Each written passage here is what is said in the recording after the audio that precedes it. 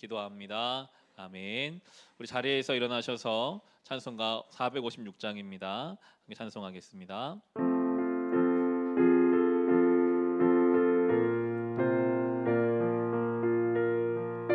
거친 세상에서 실패하거든 그 손 못자국 만져라.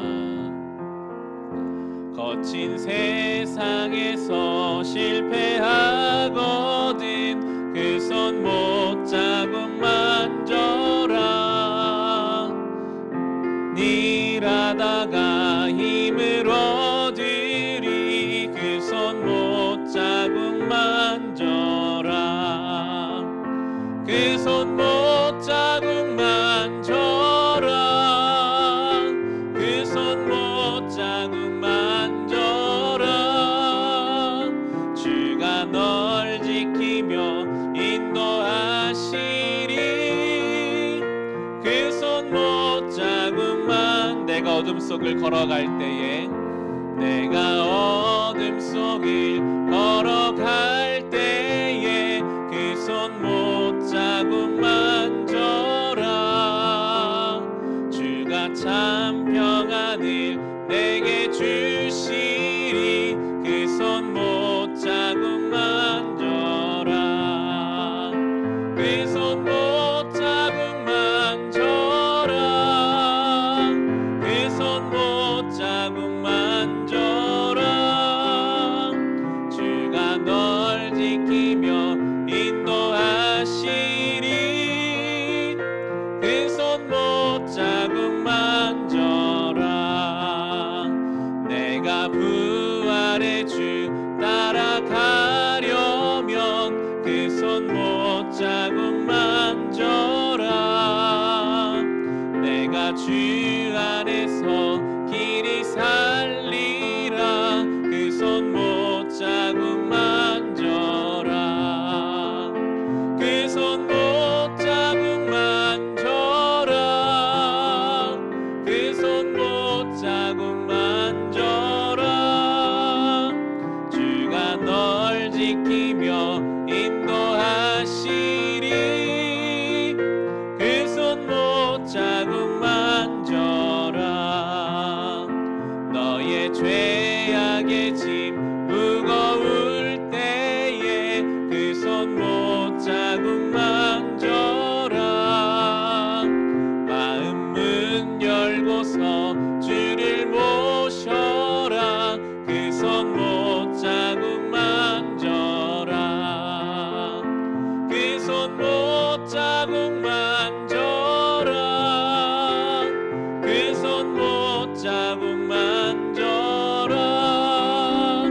주가 널 지키며 인도하시리.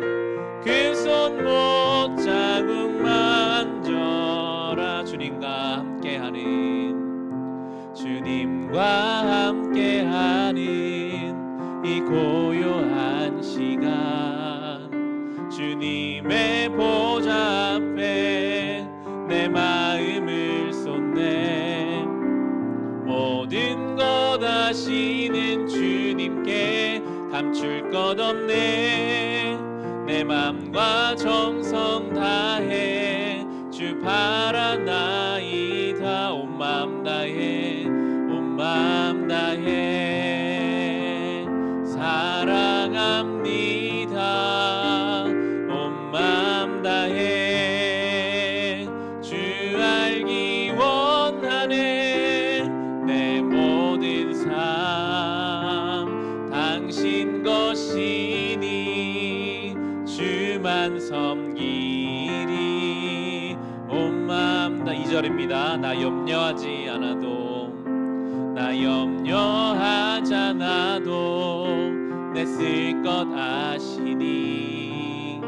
나 오직 주의 얼굴 구하게 하소서. 다 이해할 수 없을 때라도 감사하며 날마다 순종하며 주 따르오리다. 온 맘 다해 온 맘 다해 사랑합니다. 온 맘 맘 다해 주 알기 원하네. 내 모든 삶 당신 것이니 주만 섬기니. 우리 2절 한 번 더 합시다. 나 염려하지 않아도 내 쓸 것 아시니. 나 염려하지 않아도 내 쓸 것 아시니. 나 오직 주의 얼굴 구하게 하소서. 다 이해할 수 없을 때라도 감사하며 날마다 순종하며 주 따르오리다. 온 맘 다해 온 맘 다해 사랑합니다. 온 맘 다해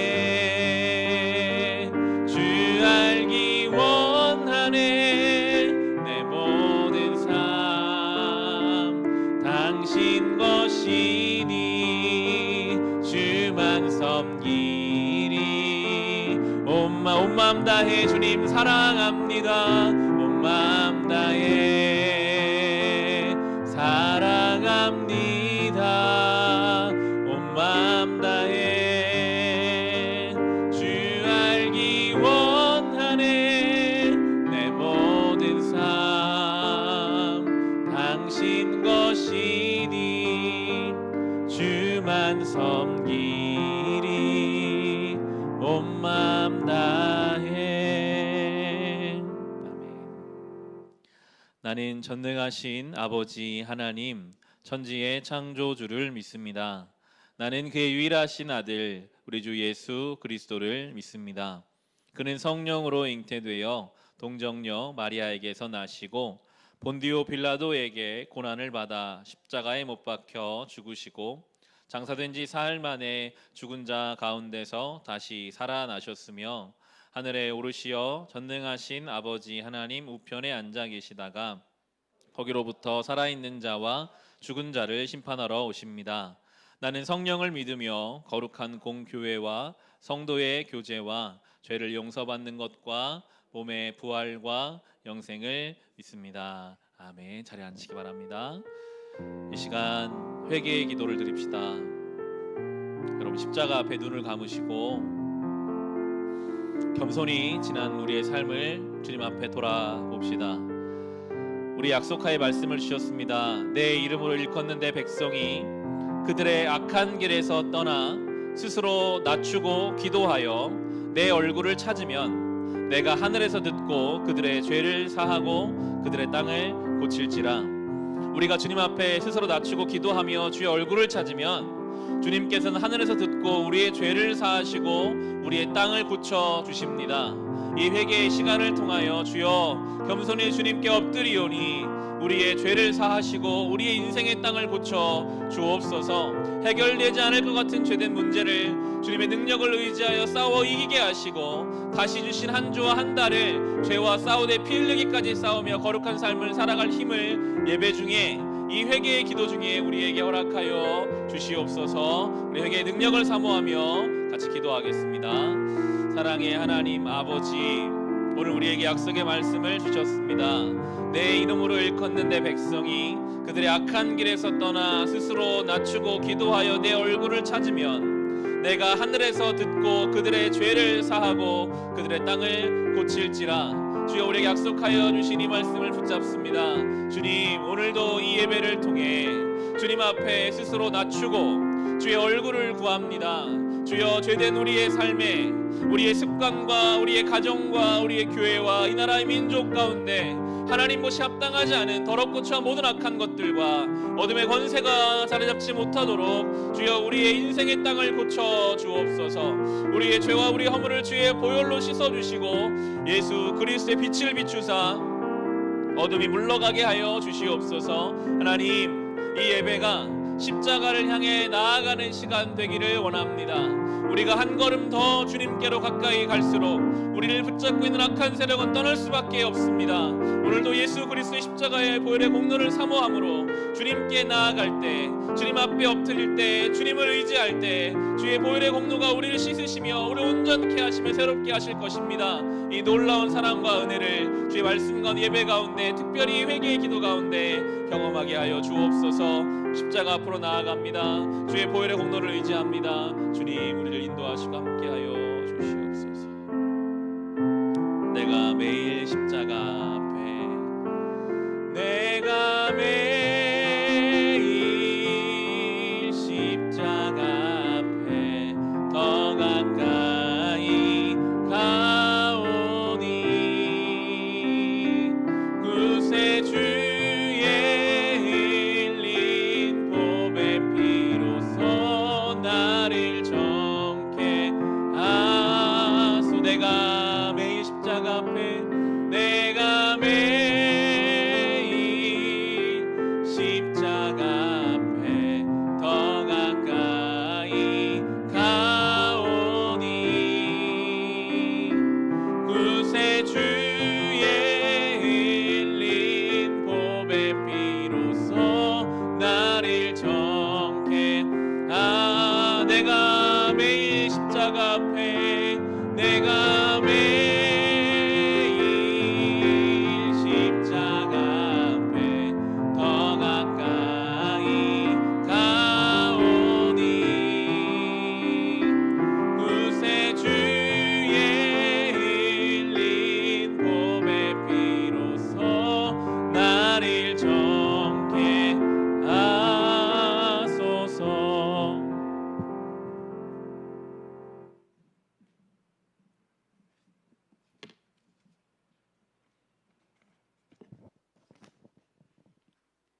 사랑이 많으신 하나님, 이 시간 이렇게 모여 기도드리고 찬양하며 예배드릴 수 있음에 감사드립니다.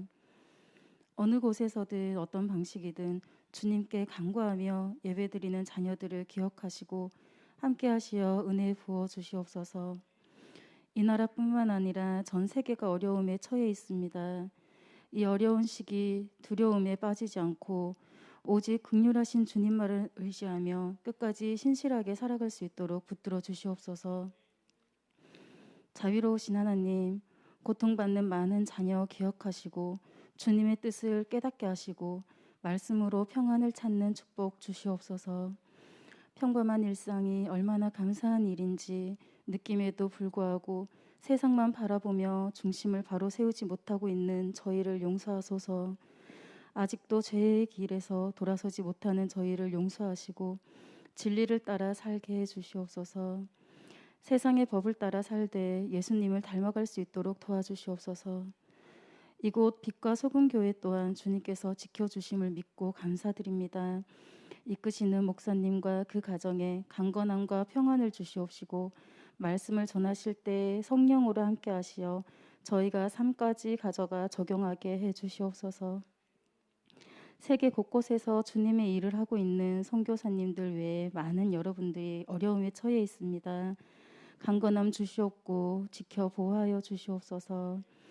하나님께서 저희에게 맡기신 어린 자녀들이 어린이 예배를 함께 할 수 없는 상황이지만 사랑과 말씀 안에서 성장하길 기도합니다. 저희 모두가 신앙의 거울이 되어 함께 양육할 수 있도록 힘 주시옵소서. 모든 걸 아시는 주님, 여기 간구하며 모은 많은 두 손 위에 응답과 위로와 치유와 힘을 주시옵소서. 지금 드려지는 이 예배가 삶의 예배로 이어질 수 있도록 함께해 주시옵소서. 믿사오며 예수님 이름으로 기도드립니다.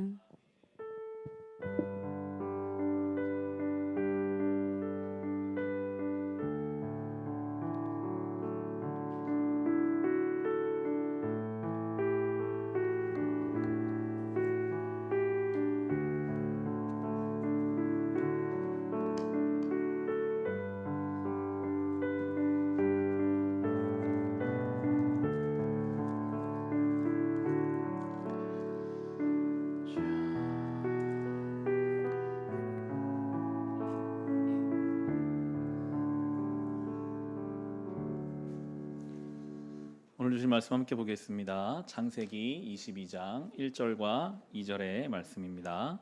창세기 22장 1절과 2절입니다. 우리 성경 구약 24페이지에 있습니다. 창세기 22장 1절과 2절의 말씀입니다. 우리 성경 구약 24페이지에 있습니다. 다 찾으셨으면 우리 말씀을 사모하는 마음으로 자리에서 일어나셔서 함께 봉독하고 응답송 찬양하겠습니다. 함께 읽겠습니다. 이런 일이 있은지 얼마 뒤에 하나님이 아브라함을 시험해 보시려고 그를 부르셨다. 아브라함아 하고 부르시니 아브라함은 예 여기에 있습니다 하고 대답하였다. 하나님 말씀하셨다. 너의 아들 내가 사랑하는 외아들 이삭을 데리고 모리아 땅으로 가거라. 내가 너에게 일러주는 산에서 그를 번제물로 바쳐라. 아멘. 찬송합시다. 널리 울려 퍼지는 생명의 말씀, 널리 울려 퍼지는 생명의 말씀은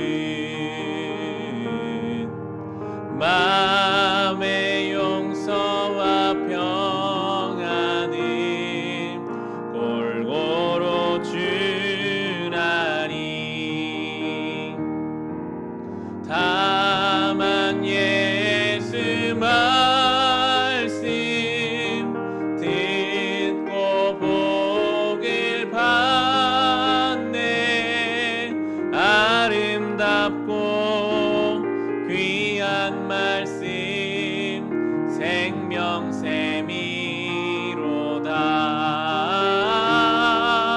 아름답고 귀한 말씀 생명샘이로다.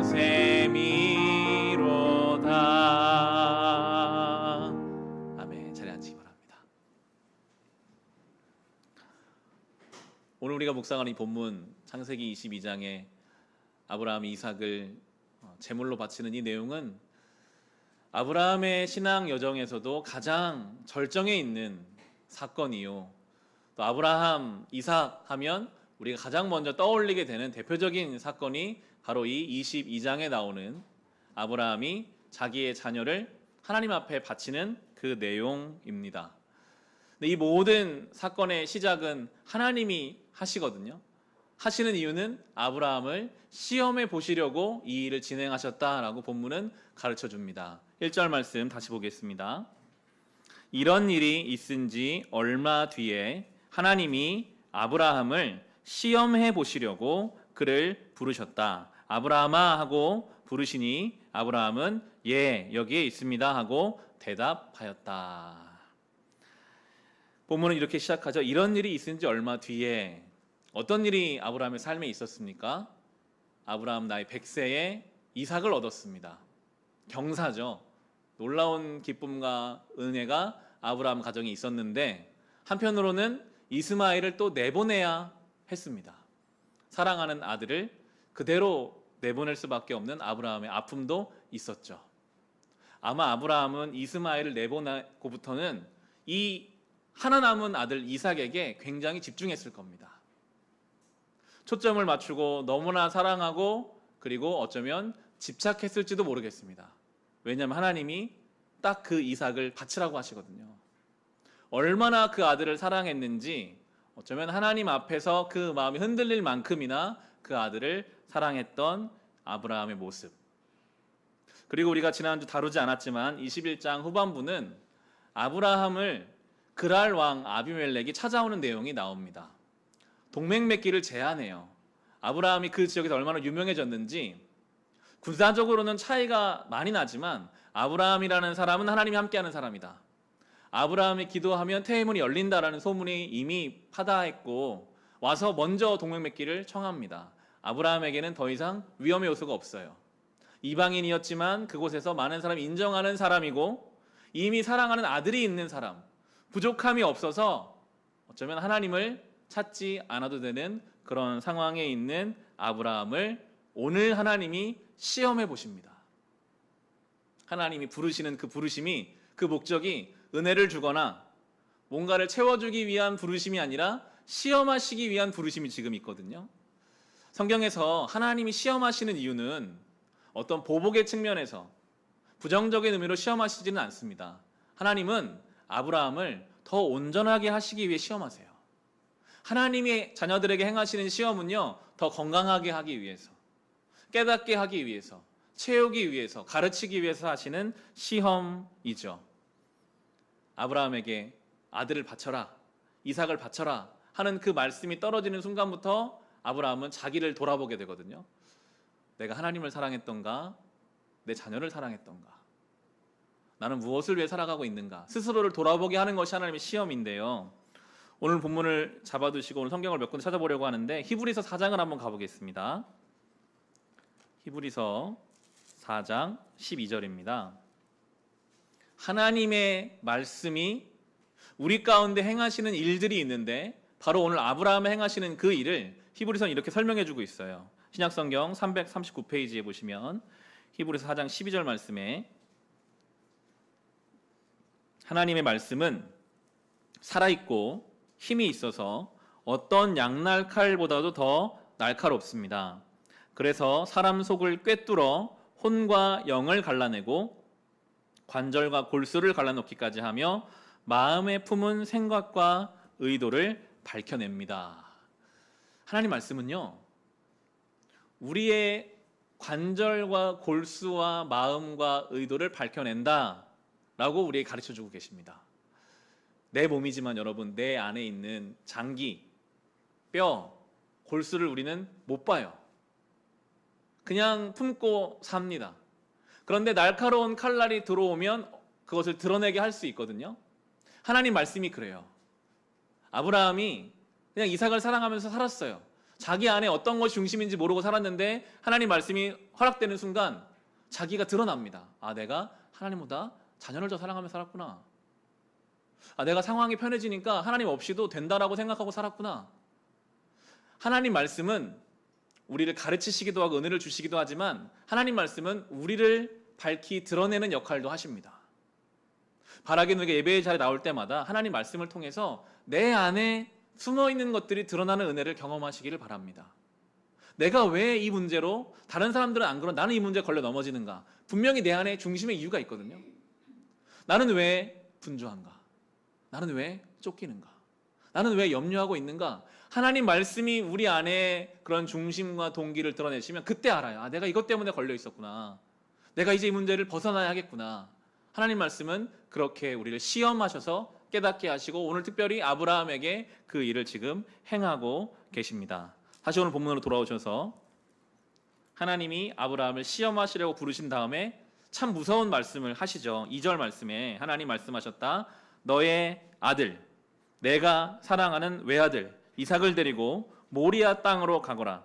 내가 너에게 일러주는 산에서 그를 번제물로 바쳐라. 사랑하는 아들이라는 걸 너무 잘 아세요. 너가 사랑하는 그 아들을, 여러분 이 아들을 멀리 보내라고만 해도 서운할 텐데 뭐라고 하십니까? 번제물로 네가 직접 바쳐라.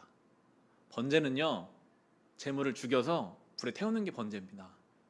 하나님이 지금 이 이삭을 하나님이 정한 곳까지 데리고 가서 죽여서 불에 태워서 번제물을 바치라는 말씀을 지금 아브라함에게 하고 계세요. 이것은 참 이해하기 어려운 말씀이죠. 어떤 것을 설명할 수 없습니다. 어떻게 아들을 사랑하는 아버지가 잡아서 번제물을 바칠 수가 있겠습니까? 어떻게 해보려고 해도 해석되지 않는 이 하나님의 말씀. 때로는요, 그런데 그런 상황으로 우리를 몰고 가실 때가 있어요. 하나님은 나를 사랑하시는데 왜 내가 이런 상황을 겪어야 할까? 하나님이 나의 삶을 계획하신다고 하시는데 왜 우리 가정에 이런 일이 일어날까 하는 그러한 자리. 아브라함이 지금 아무리 생각해도 이해할 수 없는 명령을 받은 것처럼 때로 우리가 그런 하나님의 손길로 인도함 받을 때가 있어요. 그때 우리는 어떻게 하나님 앞에 나아가야 할까요? 하나님은 이미 대답해 놓으셨거든요. 이사야서 55장을 한번 찾아보겠습니다. 아브라함과 같은 우리에게 도대체 하나님의 뜻을 알 수 없고 하나님의 생각이 어디인지 알 수 없는 우리에게 이렇게 말씀하셨습니다. 이사야 55장 8절부터 11절인데요. 구약 1044페이지에 있습니다.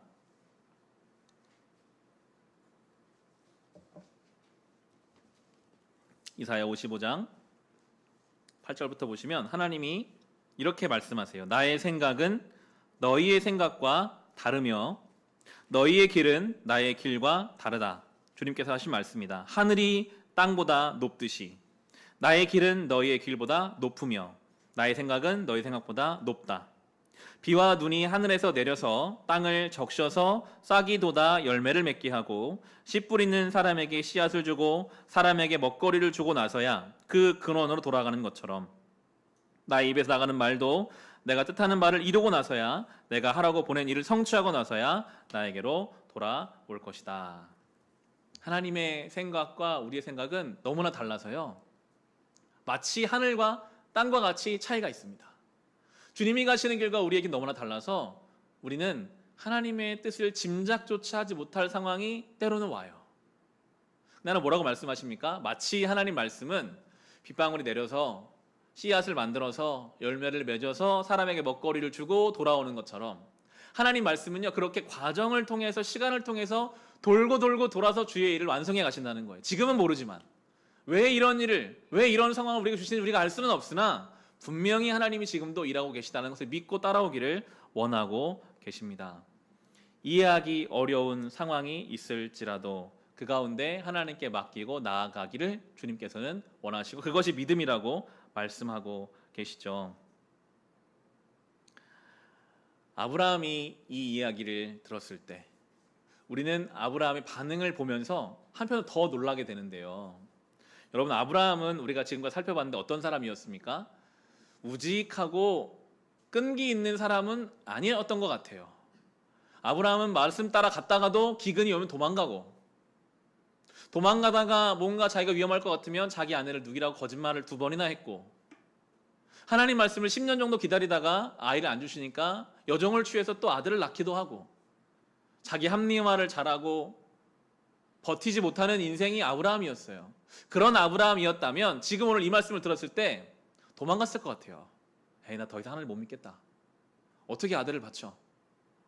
아니면 하나님과 뭔가 대화를 통해서 하나님, 제가 그래도 이 아들 장가가는 거는 봐야 되지 않겠습니까?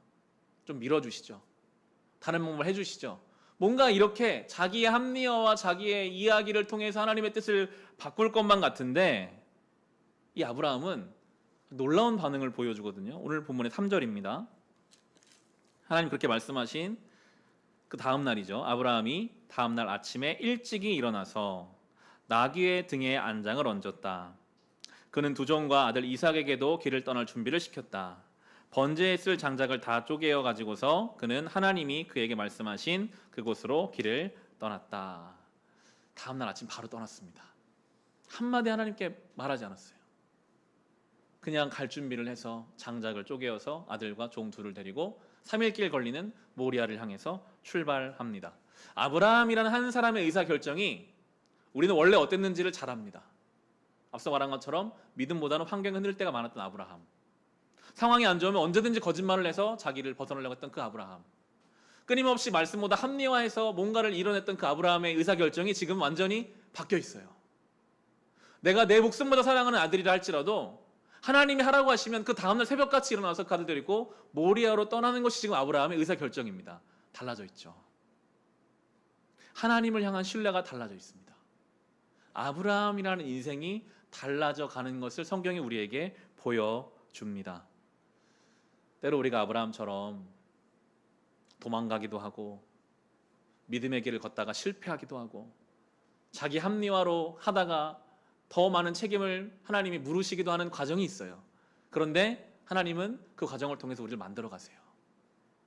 어느새 우리의 의사결정 방법이 지극히 세속적이었던 우리가 하나님 안에 거할 때 성경적이고 하나님 원하는 방향으로 가게 돼요.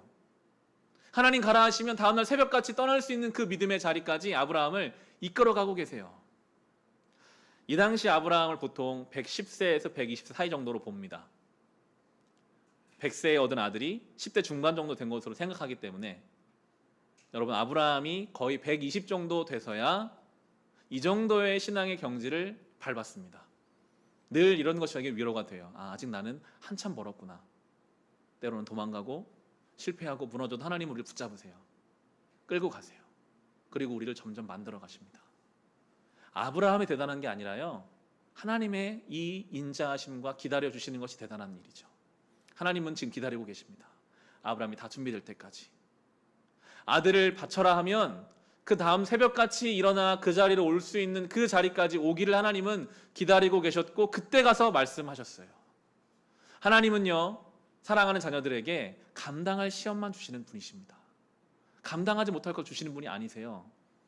고린도전서가 그것을 말해주는데요, 고린도전서 10장을 한번 찾아보겠습니다.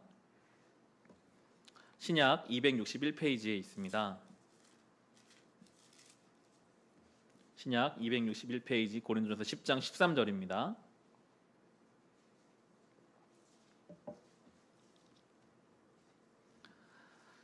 여러분은 사람이 흔히 겪는 시련밖에 다른 시련을 당한 적이 없습니다. 하나님은 신실하십니다. 여러분이 감당할 수 있는 능력 이상으로 시련을 겪는 것을 하나님은 허락하지 않으십니다. 하나님께서는 시련과 함께 그것을 벗어날 길도 마련해 주셔서 여러분이 그 시련을 견디어낼 수 있게 해 주십니다. 아멘. 하나님은 사랑하는 자녀들에게 감당할 수 있는 시험만 주십니다. 혹 지금 시련과 시험 중에 계십니까? 하나님께서는 사랑하는 우리에게 감당할 수 있는 만큼만 주시기 때문에 담대하셔도 됩니다. 그 길을 가면 피할 길을 주시겠다고 약속하셨어요. 견딜 힘을 주시겠다라고 약속해 주셨어요. 어느 부모가 사랑하는 자녀에게 감당하지 못할 짐을 지워주겠습니까? 설령 미숙한 부모가 감당하지 못할 짐을 지워주다가 자녀를 상하게 한다 할지라도 우리 하나님께서는 사랑하는 우리에게 결코 감당하지 못할 시험을 주지 않으세요.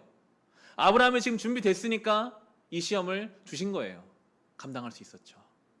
그래서 우리가 할 일은 내 인생에 찾아오는 시험을 두려워하는 게 우리가 할 일이 아니라요, 떠나는 게 우리 할 일이에요. 말씀하시면 두려워도 내가 할 수 있을까? 방법을 몰라도 가면 하나님이 피할 길을 주시고 감당할 힘을 주시겠다라고 오늘 우리에게 약속해주고 계십니다. 아브라함은 그걸 알았어요. 방법은 모르지만 하나님이 분명히 피할 길을 내주시겠지. 3일 길을 이제 떠납니다. 다시 오늘 본문으로 돌아오셔서 4절과 5절입니다. 사흘 만에 아브라함은 고개를 들어서 멀리 그곳을 바라볼 수 있었다. 그는 자기 종들에게 말하였다. 내가 이 아이와 저리로 가서 예배를 드리고 너희에게로 함께 돌아올 터이니 그동안 너희는 나귀와 함께 여기에서 기다리고 있거라. 잘 보시면요, 종들을 두고 이제 둘이 가는데 뭐라고 하는가 하면 내가 이 아이와 함께 갔다가 함께 돌아오겠다라고 말하고 있어요. 분명히 번제물로 이 아이를 바칠 텐데 아브라함에게는 하나님이 이삭을 통해서 민족을 주신다고 했으니까 방법은 모르지만 하나님 반드시 이 아이를 살려주실 거라는 믿음이 있기 때문에 모리아로 왔고 지금 가고 있어요. 함께 돌아올 것이다. 방법은 모르지만 이 믿음대로 되죠. 아브라함이 어떠한 마음을 가지고 있었을까? 창세기는 설명하지 않는데 히브리서는 그 아브라함 믿음을 설명하거든요. 믿음장이라고 불리는 히브리서 11장을 보시면 한번 가보겠습니다. 이 아브라함의 믿음이 어떤 내용이었는지를 우리에게 설명해줘요. 히브리서 11장 17절인데요. 신약 347페이지입니다. 아브라함은 어떤 믿음이었을까? 어떤 믿음이었길래 그대로 돌아올 거라고 말했을까? 히브리서 11장 17, 18절부터 보시면 아브라함은 시험을 받을 때에 믿음으로 이삭을 바쳤습니다. 더구나 약속을 받은 그가 그의 외아들을 기꺼이 바치려 했던 것입니다. 일찍이 하나님께서 아브라함에게 말씀하시기를 이삭에게서 내 자손이라 불릴 자손들이 태어날 것이다 하셨습니다. 하나님께서는 이삭을 죽은 사람들 가운데서도 되살릴 수 있다고 아브라함은 생각했던 것입니다. 그러므로 비유하자면 아브라함은 이삭을 죽은 사람들 가운데서 되받은 것입니다. 아브라함은 그렇게 믿었어요. 설령 정말 내가 번제로 바쳐도 하나님은 이 아들을 살려주신다. 약속한 게 있으시니까. 이 아들을 통해 일하신다고 하셨으니까. 방법은 모르지만 말씀을 믿고 현실보다 큰 하나님 말씀을 믿고 그 길을 가고 있는 것, 이것이 바로 아브라함의 믿음이었습니다. 우리가 그럴 때가 있어요.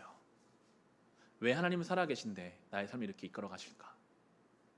우리 현실과 우리의 감정보다 하나님이 나에게 주신 말씀이 더 크면 우리는 믿음으로 살 수 있습니다. 우리가 받은 말씀은 무엇입니까? 예수 그리스도가 우리에게 주신 말씀이에요. 하나님의 본체신데 나 같은 죄인을 위하여 죽으신 예수 그리스도가 우리에게 주신 하나님의 살아있는 말씀입니다. 정말 그것이 우리의 믿음이라면, 그 예수님이 나를 위해 죽으셨어, 그 예수님이 나를 위해 사셨어, 그 부활의 능력이 오늘 나와 함께 하셔 라는 그 믿음이 있다면, 여러분 어떤 삶의 문제가 우리를 덮칠 수 있겠습니까? 어떠한 현실이 우리를 무너뜨릴 수 있겠습니까? 그 가운데서도 우리는 믿음으로 갈 수 있죠. 아브라함이 이 아들과 돌아올 걸 확신했던 것처럼 아무리 상황이 어렵고 안 좋아도 예수의 생명이 오늘도 나와 함께 한다는 그 믿음이 우리를 믿음으로 살 수 있게 하는 것입니다. 그런 믿음을 가지고 이제 두 부자가, 아브라함과 이삭만 산에 올라가는데, 이삭은 좀 분위기가 이상하잖아요. 보통 예배를 드리러 가면 어린 양이 있어야 되는데 어린 양이 없고, 아마 평소와 달랐겠죠. 아버지가 자기를 쳐다보는 눈빛이나 뭔가 말투가 다르니까 물어보거든요. 다시 오늘 본문에 6절 7절입니다. 아브라함은 번제에 쓸 장작을 아들 이삭에게 지우고 자신은 불과 칼을 챙긴 다음에 두 사람은 함께 걸었다. 이삭이 그의 아버지 아브라함에게 말하였다. 그가 아버지 하고 부르자 아브라함이 얘야 왜 그러느냐 하고 대답하였다. 이삭이 물었다. 불과 장작은 여기에 있습니다마는 번제로 바칠 어린 양은 어디에 있습니까? 이상하잖아요. 물었습니다. 아버지, 어린 양은 어디에 있습니까? 그때 아브라함이 뭐라고 대답합니까? 8절에 보시면 아브라함이 대답하였다. 얘야, 번제로 바칠 어린 양은 하나님이 손수 마련하여 주실 것이다. 두 사람이 함께 걸었다.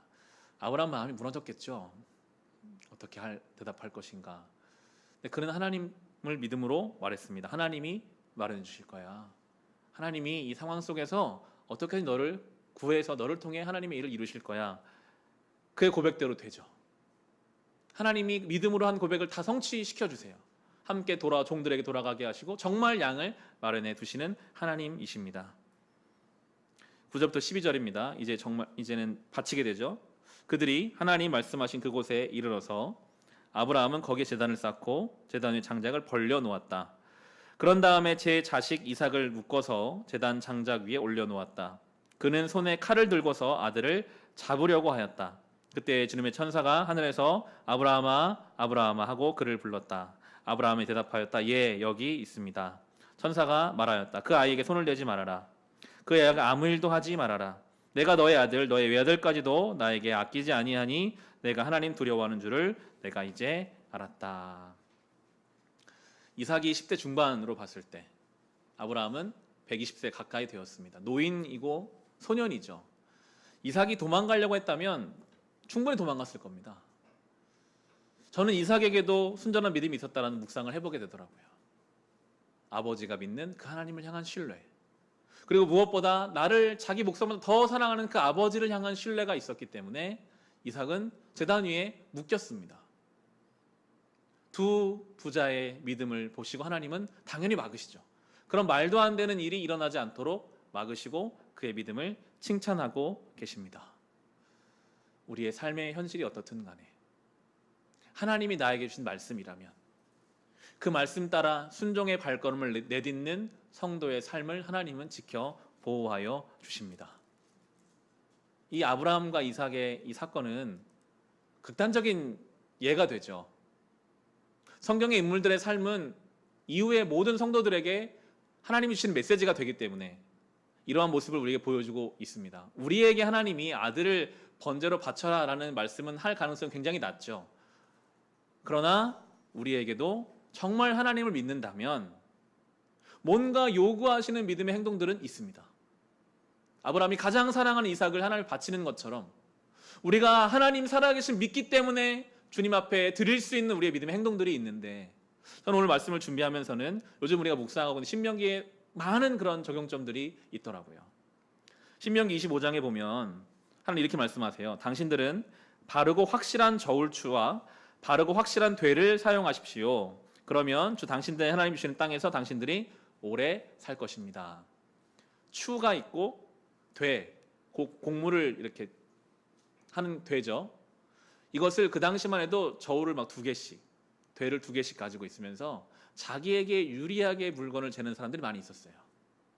교묘하게 속여서 내 것을 조금이라도 더 취하는 것이 세상의 방식인데 하나님은 그렇게 하지 마라. 정말 하나님 살아있는 걸 믿는다면 설령 손해를 본다 할지라도 바른 양심을 지켜라라고 하나님 백성들에게 말씀하세요. 세상을 살아가면서 여러분 그런 경험 있지 않으십니까? 세상에 나가면 자기 이익을 위해서 교묘하게 저울추를 바꾸고 되를 바꾸는 사람들이 있어요. 군대에서 작업을 이렇게 하는데 막 이렇게 열심으로 작업을 하다 보면 꼭 열심히 안 하고 놀고 뒤에 빠져 있다가 선임자가 오고 간부가 올 때 나타나서 열심히 하는 척하는 사람들이 있어요. 그런 사람들이 오히려 더 사랑을 받고 군생활 잘한다는 이야기를 듣기도 해요. 묵묵하게 자기라는 사람은 아무도 몰라줘서 바보같이 일만 할 때가 있죠. 우리 주변에 그런 일들이 종종 있지 않습니까? 오히려 넘들에게 걸리지만 않으면 그렇게 자기 이익을 따라 사는 사람들, 저울추를 속이고 되를 속여서 자기 것 하나 더 갖는 사람들 더 앞서 나가는 것이 세상의 방식이에요. 선한 양심을 지키면 뒤처질 때도 있어요. 바보같이 느껴질 때도 있어요. 아무도 몰라줄 수도 있습니다. 그런데 하나님 말씀하십니다. 그럼에도 하나님을 정말 믿는다면, 하나님이 살아계신 것을 믿는다면 빙 돌아가고 뒤처져도 선한 양심을 지켜라. 저는 그것이 아브라함이 이삭을 바친 것처럼 이 시대를 사는 성도들에게 주시는 하나님 말씀이라고 적용하게 되더라고요. 또 신명기 24장에서는 3번이나 반복해서 추수할 때 일부를 남겨놓으라고 말씀하세요. 다 거두지 말고 일부를 남겨서 고아나 과부나 나그네가 먹을 수 있게 해라. 3번이나 반복하십니다. 추수한다는 것은 1년 동안 땀 흘린 결과물이잖아요. 열심히 내가 일하는 것을 한 톨이라도 다 가져가고 싶죠. 놓고 가고 싶지 않죠. 그런데 하나님은 일부를 남겨놓으라고 하세요. 왜냐하면 내가 수고해서 많은 것을 얻은 것 같으나 사실은 비를 내려주신 분도 하나님이시고 추수의 모든 것이 가능하게 하신 분이 하나님이시기 때문에 그 은혜의 통로로 살라고 성도들에게 말씀하세요. 다 그렇게 자기 걸 다 챙겨가도 너희는 일부를 남겨서 은혜의 통로로 살아라. 그것이 하나님 믿는 성도의 삶이다라고 말씀하십니다. 저는 그것이 이 시대의 성도와 교회에게 주신 사명이라고 믿거든요. 어려운 시대잖아요. 조금이라도 더 가지고 있어야 마음이 편해지는 시대입니다. 편법을 써서라도, 저울추를 속이고 되를 속여서라도 내가 좀 더 가지고 있어야만 안정이 되는 그런 시대. 내 것이라면 하나라도 한 톨이라도 남기는 것이 아까운 그런 시대를 우리는 살아요. 그런데 하나님은 하나님을 정말 믿는 성도라면 이삭을 바치는 아브라함의 심정으로 그렇게 순종하라. 그때 하나님이 그 믿음의 성도의 삶을 지켜 보호해 주신다라고 우리에게 말씀해 주고 계십니다. 이어지는 13절 14절 보시면요. 아브라함이 고개를 들고 살펴보니 숲풀 속에 순양 한 마리가 있는데 그 뿔이 숲풀에 걸려 있었다. 가서 그 순양을 잡아다가 아들 대신에 그것으로 번제를 드렸다. 이런 일이 있었으므로 하나님이 아브라함이 그곳 이름을 여호와 이레라고 하였다. 오늘날까지도 사람들은 주님의 산에서 준비될 것이다는 말을 한다. 제사 드릴 수 있는 양이 없잖아요. 근데 보니까 숲풀에 어린 양이, 순양이 걸려 있었고 그걸 가지고 하나님께 예배를 드립니다. 그리고 여호와 이레라는 말을 쓰죠. 성경의 줄을 보시면 주님께서 준비하심이라는 뜻이 여호와 이레입니다. 다 지나고 보니까 주님이 준비하신 게 있었어요. 그때까지는 몰랐는데 다 일이 끝나고 보니까 저 숲풀에 주님이 준비하신 순양이 있었어요. 아, 주님이 준비하고 계셨구나. 그때까지는 잘 몰라요. 아브라함이 모리아로 가는 3일 동안 마음이 어땠을까요? 무겁죠. 계속 바뀌었겠죠. 그럼에도 그 길을 가면 거기서 하나님의 준비하심을 발견합니다. 우리 주님은 여호와 이레, 우리를 준비하시는 하나님이시니까요. 하나님은요, 오늘도 우리의 삶을 위해 하나님의 계획을 준비하고 계십니다. 지금 우리가 모를지라도 하나님이 아무것도 안 하시는 것 같은 그때에도 주님은 준비하고 계십니다. 그런 묵상을 해봐요. 어쩌면 이 육신의 장막을 벗어서 주님 앞에 가서 깨달을 수 있는 부분도 참 많겠구나. 그때 가서 그래서 그때 하나님이 그렇게 하셨구나. 이 땅에서 우리 다 모르고 갈 수도 있어요. 그러나 분명한 것은 우리 하나님은 여호와 이레의 하나님, 우리를 위해 준비하시는 하나님이시기에 우리를 시험하시지만 그러나 더 앞장서서 시험당하는 우리를 위해 준비하시는 이 하나님이 우리 하나님이십니다. 말씀을 마칩니다. 오늘 이 배경이 되는 모리아 산은요, 역대하 3장 1절에 보면 솔로몬이 성전을 짓는 곳이 바로 이 모리아 산입니다. 하나님은 이 산에 하나님의 성전을 짓기 원하세요. 많은 의미가 담겨 있겠죠. 성전은, 예배는 건물이나 형식이 아닙니다. 아브라함이 이해가 안 돼도, 받아들이기 어려워도 하나님 말씀이면 새벽같이 일어나서 하나님 원하시는 모리아로 떠났던 그것이 바로 성전의 근간이 되고, 그것이 믿음이고, 그것이 예배고, 그것이 신앙이라는 것을 우리에게 가르쳐 줍니다. 하나님 우리에게 뭘 요구하십니까? 사랑하라고 말씀하시죠. 사랑하는 것이 어렵잖아요. 되게 어려워요. 내 가족 사랑하는 것도 어려워요. 그런데 하나님은 사랑하라고 하시고, 우리의 삶의 순간순간 하나님의 뜻과 계획이 있다라고 말씀하시지만 반복되는 일상 속에서 의미를 못 찾겠어요. 나의 삶에 무슨 의미가 있는가? 열정이 식어져요. 어떤 계획이 있는지 모르겠어요. 그럴 때가 있고요. 하나님 풍성한 삶을 약속했다고 하시는데 우리의 삶은 황폐하고 건조해질 때가 있습니다. 그럼에도 감정과 상황과 환경이 어떠함에도 우리에게 주신 약속의 말씀을 믿고 그 길을 걸어갈 때 그것이 성전되고 예배되고 신앙이 되는 것입니다. 아브라함은 이삭을 바치려고 했지만 하나님 말리셨죠. 바치지 않게 되었습니다. 그런데 하나님은 하나님의 아들 독생자 예수 그리스도를 십자가에 죽게 하셨습니다. 아브라함이 이삭을 바치는 것과는 비교할 수 없이 말도 안 되는 일이 일어난 거죠. 하나님의 아들이, 죄가 없으신 그분이 죽으셔야만 했습니다. 죄인들을 위해서, 나를 위해서 주님이 십자가에서 죽으셨습니다. 예수께서도 그 사역을 감당하시기 전에 갈등하셨잖아요. 겟세마네에서 주님, 이 잔을 나에게서 피하게 해주십시오. 그러나 내 뜻대로 마시고 아버지의 뜻대로 되기를 원합니다. 그리고 십자가를 지셨어요. 예수님의 죽음이 죽음으로 끝났습니까? 그 죽음은요, 부활의 영광으로 바뀌었어요. 죽음도 믿음의 길을 걸어가는 성도의 삶을 막을 수가 없는 것입니다. 예수님이 그 첫 번째 길을 가셨거든요. 그래서 이제 예수의 뒤를 따라가는 우리는 우리가 정말 믿음을 지키기 위해서 그 모리아 산으로 향해 간다면, 세상이 어떻든 환경이 어떻든 우리가 받은 말씀을 가지고 그 길을 걸어가면 죽음도 우리를 막을 수 없습니다. 죽어도 우리는 살게 됩니다. 이것이 바로 성도가 붙잡을 수 있는 담대함이죠. 여호와 이레의 우리 하나님은 오늘도 우리의 삶을 그렇게 준비해 가십니다. 때로 우리를 시험하셔서 우리를 돌아보게 하시겠지만 우리가 감당할 만한 시험만 주시고 그 시험을 통해 우리를 자라가게 하시고 하나님의 세밀한 준비하심을 경험하게 하실 것입니다. 이 믿음을 가지고 주님 안에서 경건하고 거룩하게 살아갈 수 있기를 주님의 이름으로 축원합니다.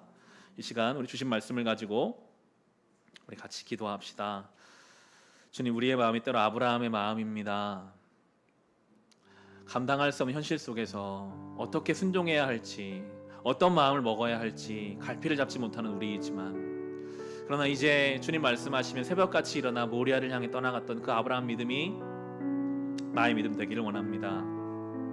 아브라함처럼 때로는 도망갔고 거짓말했고 숨었던 우리지만 이제 자라나게 하셔서 성숙하게 하셔서 아브라함의 그 순전한 믿음, 하나님 앞에 드렸던 그 믿음을 우리에게 허락하여 주시옵소서. 여호와 이레의 하나님이 오늘도 우리의 삶을 준비해 가신다는 것을 믿음으로 붙잡게 하여 주옵소서. 받은 말씀으로 개인의 기도 제목으로 우리 같이 기도하겠습니다.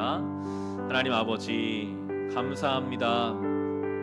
아브라함의 삶을 통해 믿음이 무엇인지, 우리가 붙잡아야 할 믿음의 내용은 무엇인지 가르쳐 주시니 감사합니다. 주님, 때로 우리의 삶의 현실은 우리가 이해할 수 없고 감당할 수 없을 것 같고 아버지, 우리를 무너뜨리는 것만 같습니다. 하나님이 살아 계시는지, 하나님이 정말 나를 사랑하시는지조차 깨닫지 못하는 그런 상황과 환경이 때로 우리를 엄습해 옵니다.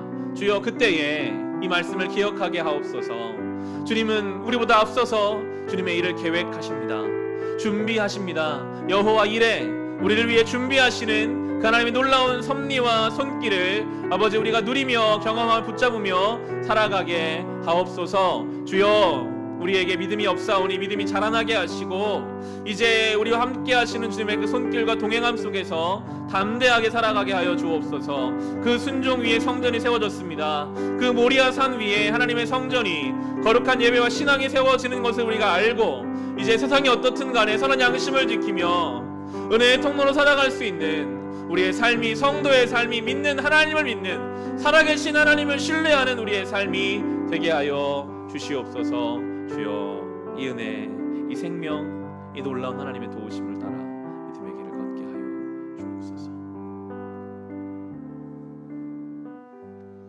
주님, 아브라함의 믿음이 성장해가는 것을 봅니다. 우리의 믿음도 자라가게 하옵소서.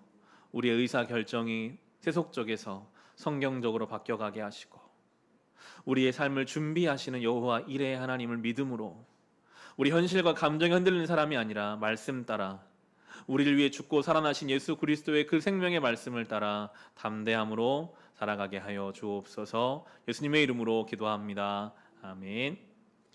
교회 소식을 전합니다. 옆에 분들과 눈으로 인사를 나눠주시죠. 네.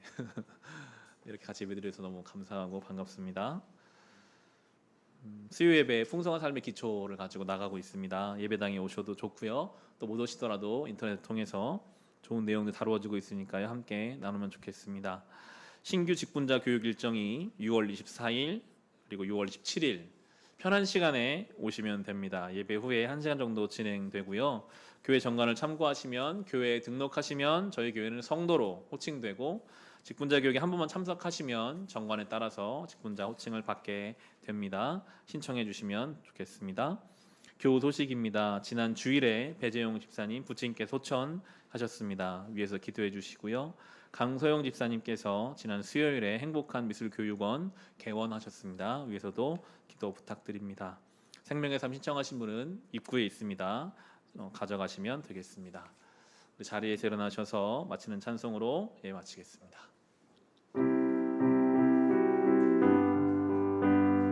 앞에 자막이 나옵니다. 자막 보시면 찬양을 드리겠습니다. 너 시험을 당해 죄 짓지 말고 너 용기를 다해 곧 물리치라.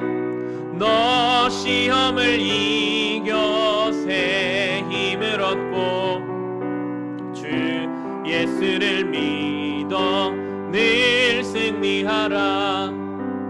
우리 구주의 힘과 그의 위로를 빌라. 주님 내 편에 서서 항상 도우시리.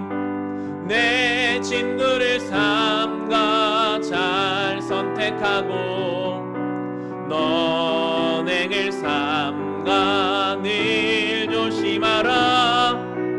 너 열심을 다해 늘 충성하고 온 정성을 다해 주 봉사하라.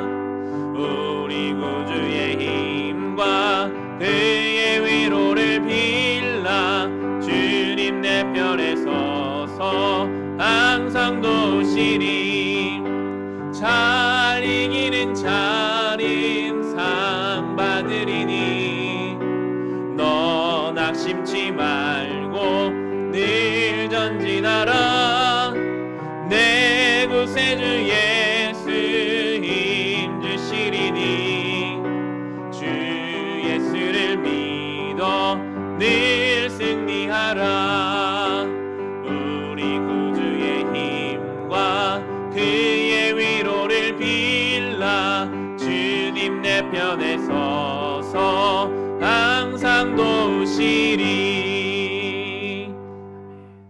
주님 늘 우리와 함께 계시고 우리의 삶보다 먼저 앞서서 우리의 삶을 준비하여 주시니 감사합니다.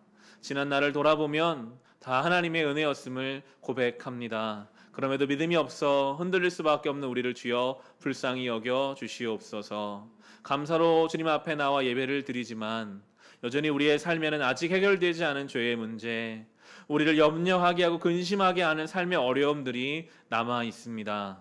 주여 우리를 불쌍히 여기셔서 모든 문제와 아픔들이 해결되게 하시고 주님의 섭리와 손길을 그 가운데 경험하게 하시며 감당할 만한 시험만 주시는 주님이시기에 두려움이 아니라 담대함으로 그 길을 맞아 할 때에 주님께서 피할 길을 내시는 것과 견딜 힘을 내어주시는 것을 순간순간 누리며 경험하며 살아가게 하여 주시옵소서. 주여 오늘 예배드리고 감사하는 마음으로 귀한 예물을 구별하여 주님 앞에 올려드립니다. 기쁘게 받아주시며 동역하는 선교지 위에 구제하는 기관과 아이들에게 은혜로 덧입혀 주시옵소서. 지금은 우리 주 예수 그리스도의 은혜와 하나님 우리 아버지의 크신 사랑하심과 성령님의 우리와 동행하심이 여기 모인 우리 모두 위에, 우리의 가정 위에, 우리의 교회 위에, 이 나라 이 민족 가운데 함께하여 주시기를 간절히 축원하옵나이다. 아멘.